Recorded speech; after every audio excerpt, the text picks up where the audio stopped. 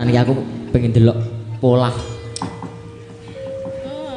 Pengen delok polahku kok. Wo. Kanggo ngambruk aja salah aku. Ora yo. Kepiye lho? Jumeneng ora? Jumeneng no, gedruk kok ora jumeneng. Seneng iki. Dhewe kok terus Kancani. Sopo? Mbok dikancani sapa ngono mosok Manut. ketang dhewe wae. Milih sapa? Lanang ra apa-apa. Lanang lho mosok dikancani wong wedok ki kurang der. Nggih. Sapa iki? Sapa? Dil. Tunjukkan no Dil. Kowe iki wong ketoprak gandrung wong wedok barang kendel kok. Oh. Raja ketoprak rakyat urung duwe wilayah iki nang ra apa-apa. Sepati apa? Yo. Totok totok.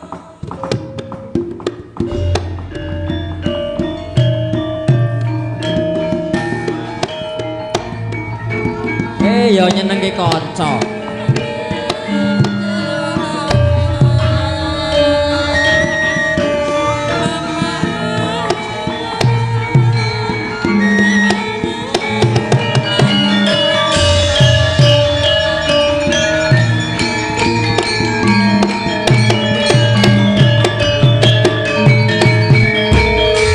Iki gek kon ngopo? Ayo kon nembang kok. Mas Gadang. Kaya angka 10 ya? Hah? Kaya angka 10 ya? 18 nek iki ora raming 10. 10 iki. 18. Buder. Weh 18 wae. Ora kena dijak suwe. Aku iso nembang lho aku. Ora apa-apa. Terus iki kon ngopo nek ra kon nembang iki? Weh, polahmu kuwi mah arep lewung apa rondo kempling. Wah kuwi. Wis kuwi wae lewung wae wis. Kowe wae aku mayang kok. Welo. Kok yo. Kowe ndelok aku ngerti polahmu ngene-ngene iki lho. Alah. Weh, jajal lek ning kene iki wani ora. Yo, dados. Wani. Dados apa ne dados? Lagi endang kok. Gang sarang kok. Lewung, lewung. Iya. Langgang biasa apa langsung? Manut. Ah kok manut iki piye? Mau manut. Manut ta. Wis manut lho, Dil. Penak to, Dil. Manut Mas, aku manut lho Mas, piye Mas? Manut to, Dil. Iki kari ngayahi, Dil. Kuwi gumantung kowe, Dil. Sopire kowe kok, Dil. Yo wi. Kesempatan Dil ora ning kene iki ra entuk, Dil, tenan. Wis mati omongan aku pisan. Tak rembuke pisan. Lewung. Yo.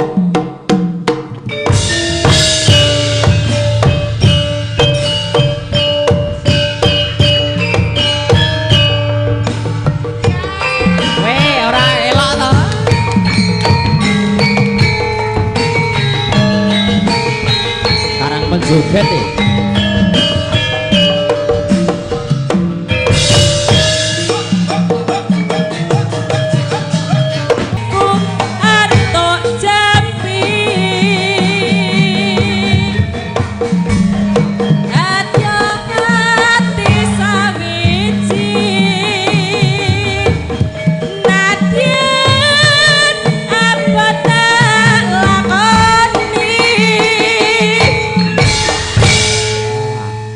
Pas kaya Mbah Walu ya wis Dil wis. Jas. Nek aku njaluk kanca piye? Hah? Nek aku njaluk kanca piye? Sopo? Iki. Ki arep mateni kanca iki. Si brantas wae. Brantas lak senengane godho cah wedok. Kon maju sisan, Mas. Wah nek iki otot edan iki. Dua musuh. Kon maju. Loro musuh siji. Wah edan. Mau dideglik tengele bareng. Ya wis. Gak lanjut wae. Manggem bos.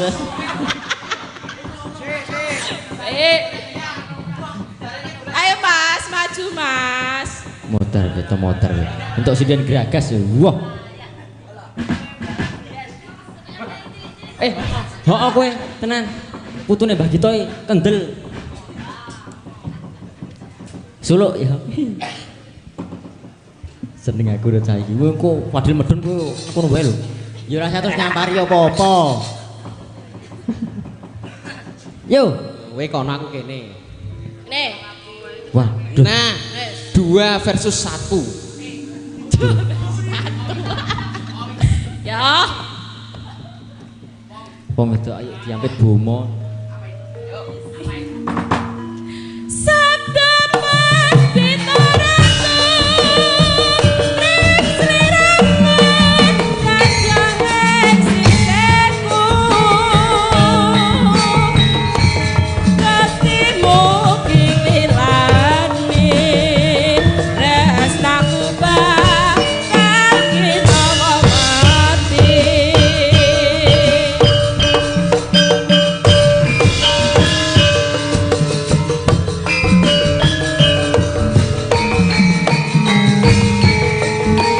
Aja kaya mati sembarang Mas.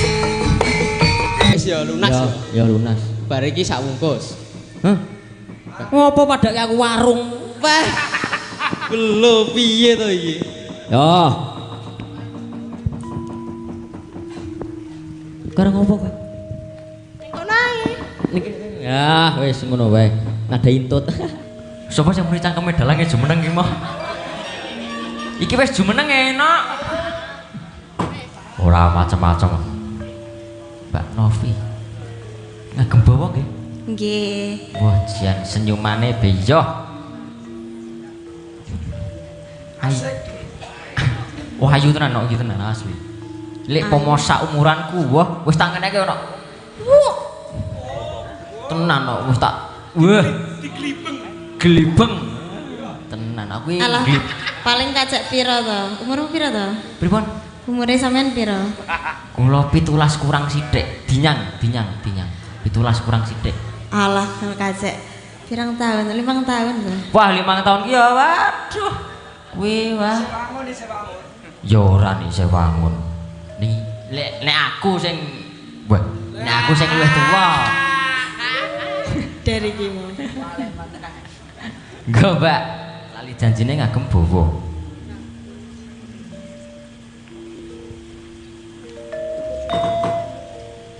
Dina Minggu kang danti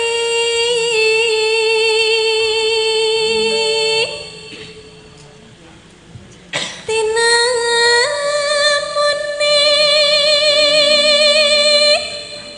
ngaya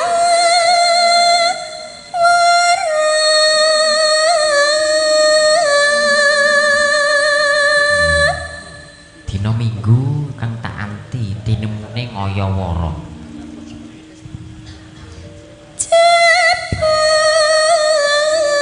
mong lali janjine Bening no. Iya. anane pijer samaya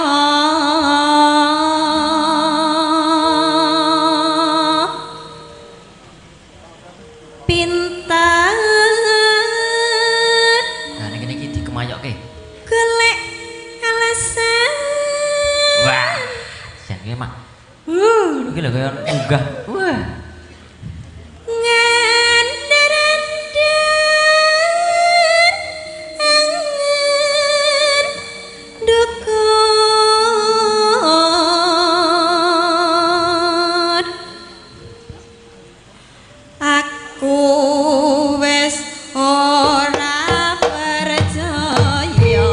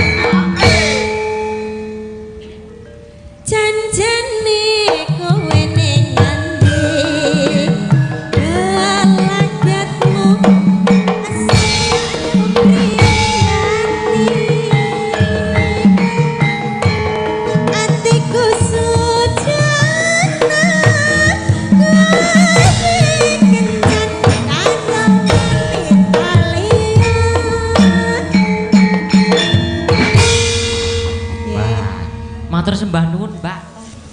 Lho nganggo bo mboten? Mboten sah. Oh nggih, wis merdika wae no. Iya. Jumeneng nggih. Nggih, jumeneng wah iki. Senengane sing jumeneng-jumeneng iki. Mbak Novi.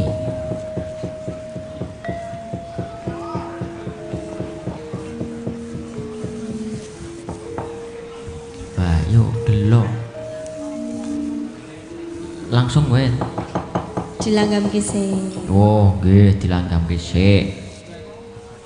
Yo, dilanggamke sik.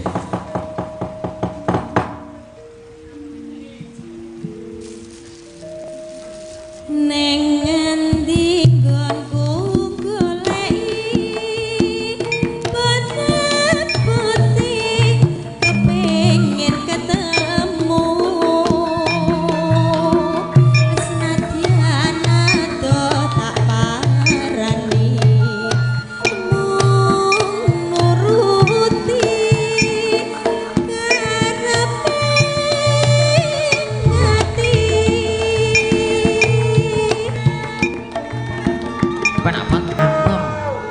Nggih, iki mau ana sing WA aku juga. Apa? Njaluk langgam iki saka adikku. Adikku lanang Solo. Oh, nggih, wah, ngepasi berarti. Nggih. Sekalian mawon berarti. Beneran. Yuk. Kaya ngene lakonku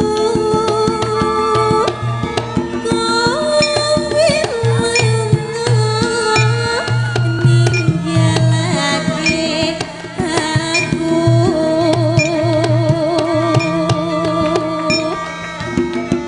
yen pancen ditinggalake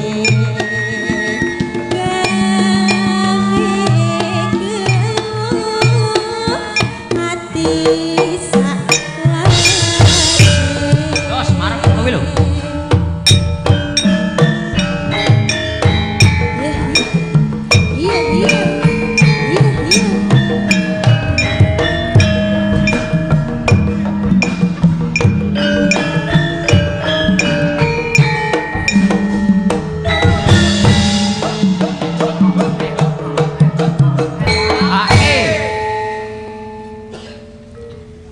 Kaya ngene lalakonku biyen ngopo kok dadak ketemu yen pancen ditinggalake gawe gelo ati salawase. Ini preman pensiun. Jias matur sembah nuwun Mbak Novi. Wah, isih ana pamundutan ora mak. Isih. Isih ana iki saka kuwi kanca-kanca para penyusup-penyusup. Penyusup piye kuwi sing dono nggon simbal dram kuwi ya. Lho kuwi lho direwangi nusul tekan kene lho nek ora sakjose kudu awake matur nuwun. Iya, kudu matur nuwun heeh. Ki do njaluk nyuwun sambel kemangi saking paguyuban beduk simbal jazz wae apik le jenengi. Ya, sambel kemangi iki mesti metu nang daerah Magelang mbuh apa. Nek jan mesti. Sambel kemangi. Wah, sambel kemangi nek ro pecel lele wah. Jos, iki kono pecel lele ra ya, Mak? Ora ora iki, Mak. Yo. Sambel kemangi. Buka kendang to. Oh, gantian sing ngendang. Wah, iki ngendangnya double. Ini ra njaluk sangu lho. Apa iki? Iki Wisnu. Sing ngendang mek dadi sengkuyung. Wis yo sambel kemangi. Iya, sambel kemangi, heeh.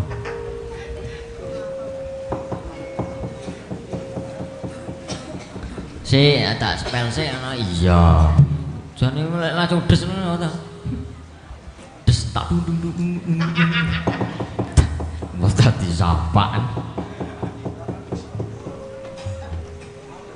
Yo, kita del.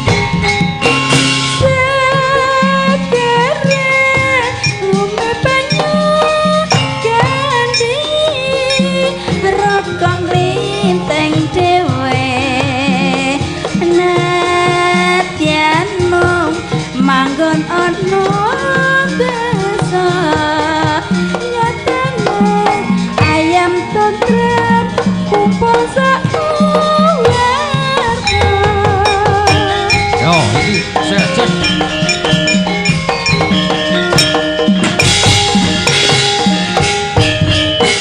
aku trimo watone seket terbarat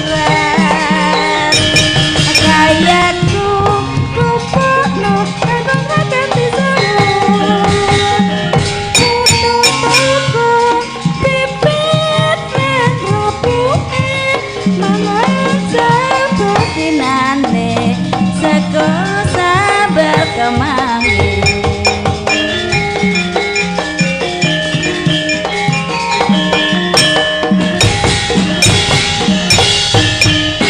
enak apa wong urip ana ngalap donya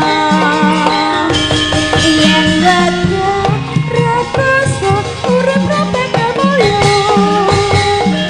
utamane romolan ibune sakaya nyabut gawe aja lali gustine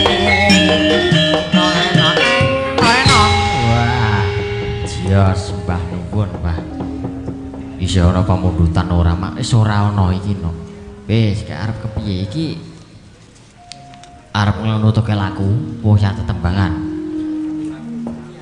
nganu mak nutuke laku ya iki bar iki aku medun ati medun iki iku terus gading muncul iya semen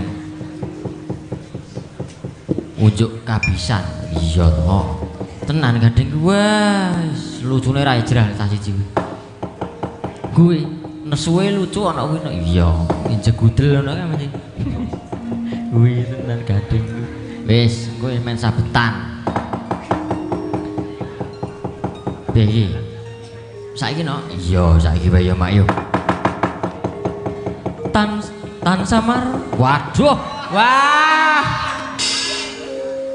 iki piye iki mak situ iki sajae sing gentir ora arep maju mak wah nah kuwi saka dhuwur no iya saka dhuwur gak medun mak oh iya tan samar benah yo ing sepi sumimpen telenging kalbu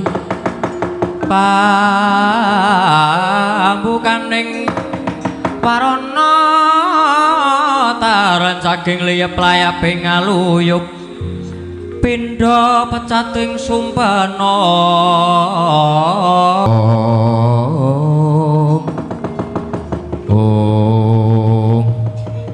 sinegek semanten ingkang nutuk suka parisuka genti gocapo Sang Pandya Bathari Durga ingkang ngawih dhateng ingkang putra anenggih Prabu Dewa Srani miwah sangyaning wadya bala tunggul malaya nganti pating blambar pating pencilak pating gendantap pindha maling golek dalan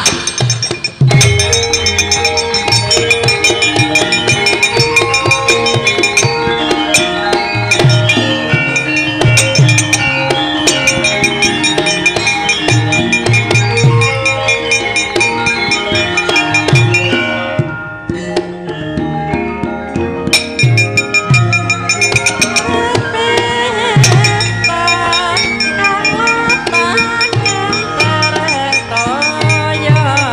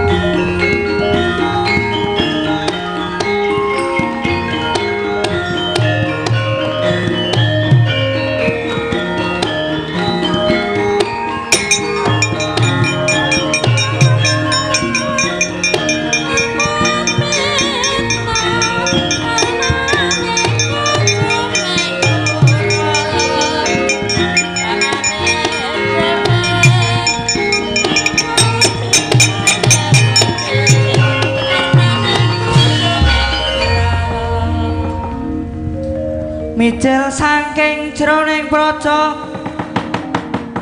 mapan ana ing madyaning aloka kundang ing prawadya sawega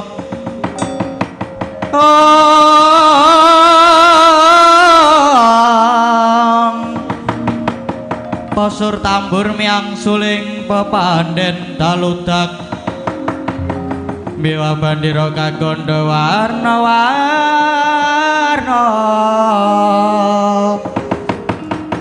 pindha jala diana sri kawuryan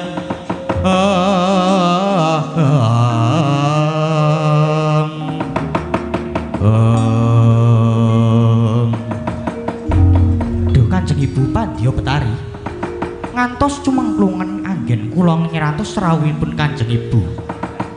Pramila kula lajeng cumadung dawuh lan kados pundi dawuh tinimbalanipun Rama Pukulun Sang Hyang Jagat Girinata Ibu? Tobat. Anakku wong bagus Dewasrani. Ya kaya ngene iki sing jeneng ibu ditangisi marang anak. Nanging iki pancen wis dadi bejamu. Awit apa sing dadi panyuwunmu? Ramamu ya Pukulun Jagat Girinata kersa paring pambiyantu. Lan malah wahyu purbaningrat bakal diparingke marang kowe, Nger. Kang tegese gelar lancuring rat kakung ing bawana iki mengko bakal diparingke marang anakku Dewasrani, Nger. Waduh. Matur sembah nuwun Kanjeng Ibu. Iya. Nanging iki ya ora gampang tumrap sira, Nger. Merga kalenggan iki Arjuna ingkang lagi tapa ngambang ana ing telenging samudra uga bakal gayuh wayuh purbaningrat.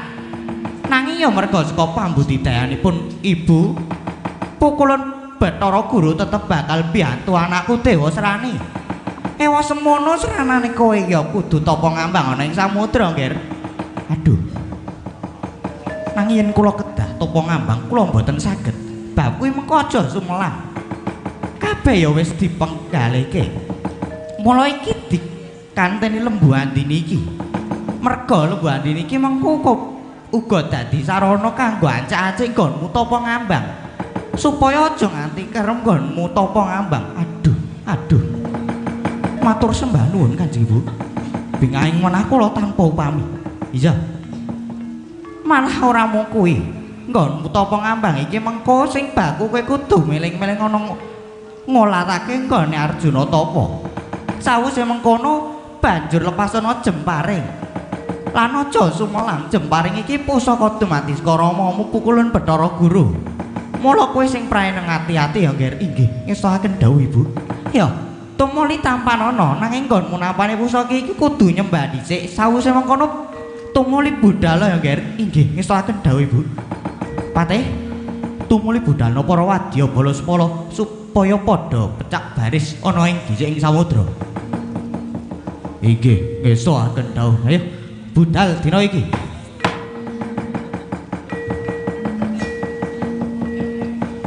Enjing bidal gumuruh saking jroning praja. Kang ingkang bala kaswabra busananira lir surya wedalira. Saka ing Jalanidi arsa madangi jagat temungo paning sabocah ing wokir marababang sumirat kening soroting surya mega lan gunung-gunung.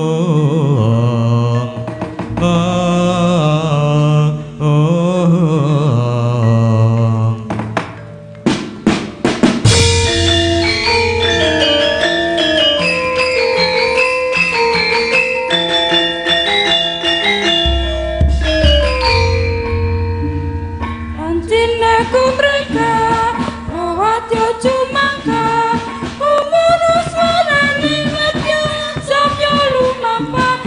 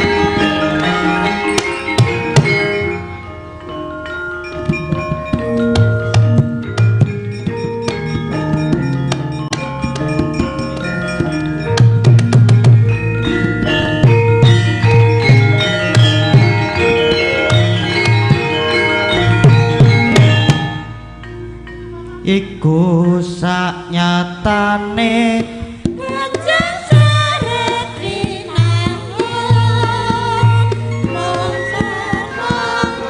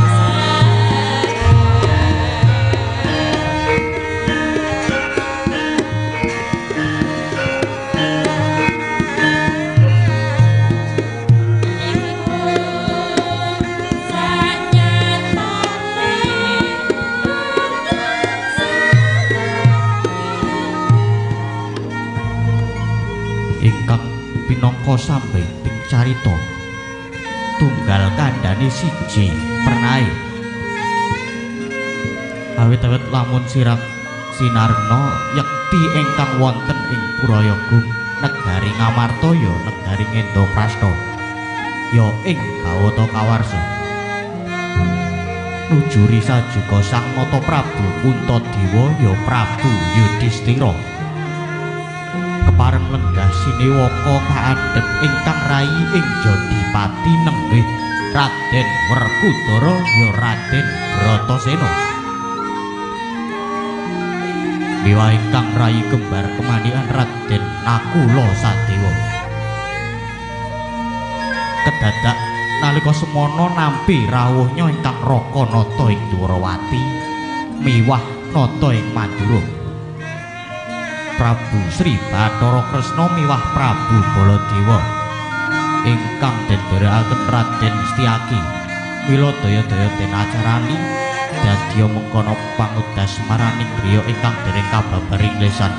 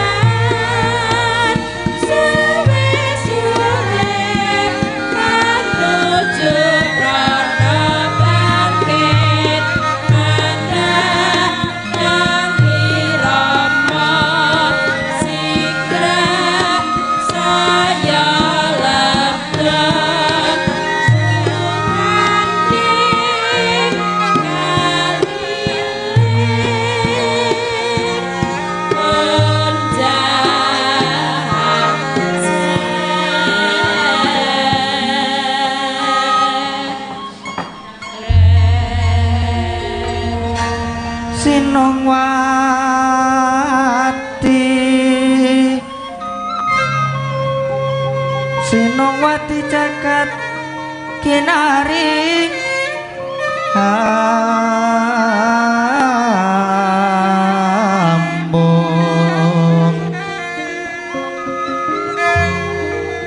mbak lumembak ombak ing samudra